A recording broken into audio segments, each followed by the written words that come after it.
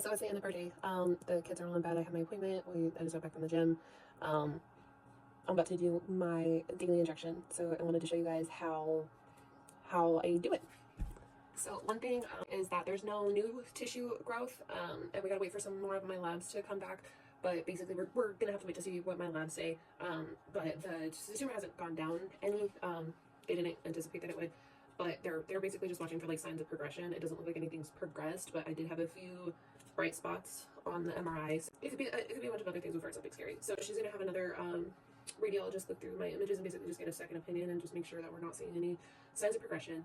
And then when we get my lab results back, we'll likely have to adjust the medication because my last 2 lab results showed that the growth hormone level hasn't gone down any, and the growth hormone level is the acromegaly, right? So that is what is causing my hand, like the soft tissue and my bone growth to be all sorts of funky. It's what's making me have baseball mitts for hands and like scuba Steve shoes on my feet.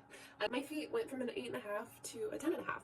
So the thing about like on White Chicks, which is like, what size are you? 14. Like this is me. I'm gonna say it's 14. Anyways, yeah, let's do the shot. Let's I immediately like, so you're supposed to pop. I did it without thinking about it. So the lid, right? I'm not gonna put it back on top of it because I have to put the needle there later. But it's on there, and you literally like just kind of pop that off. I open my little alcohol swab, and this is the sterile water and the actual needle tip itself.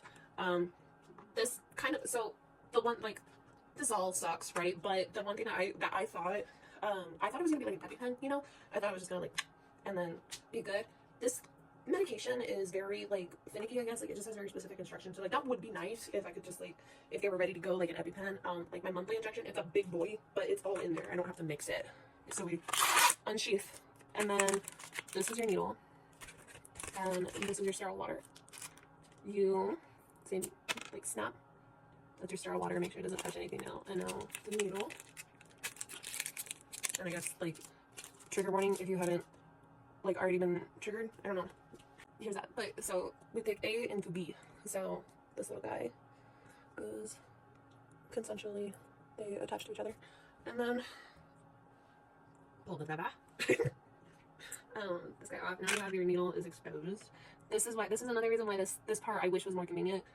The tumor is compromising my vision, right? So this is hard for me to do. But you have to get your needle into your little thing. Okay. And then you have to slowly,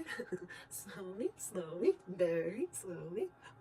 Sorry, our daughter only watches this right now. And the actual like thing on Pfizer's site, it does tell you to just like kind of swirl it around, bring it around town.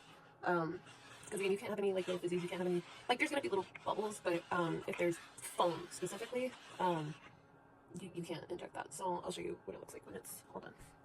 So I don't know if you can see that it's like not cloudy, and I'm shaky. I went to the gym, you know. That one thing to come out of today's appointment that I am very excited about is the nurse said that from my last visit I am down 12 pounds, which I have to see these guys every 3 months.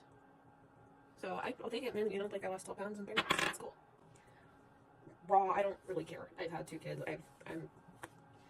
Here's my belly.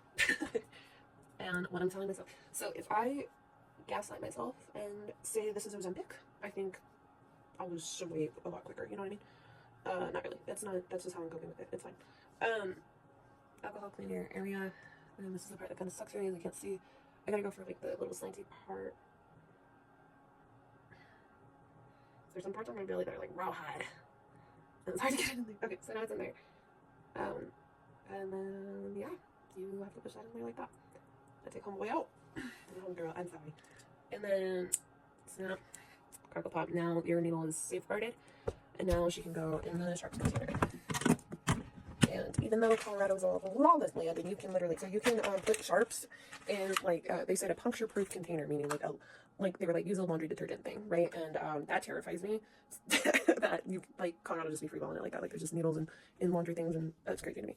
So, anyways, the needle goes in a sharps container, and then everything else can go just in the trash. So that's it. And now I'm going to meal prep and go to bed.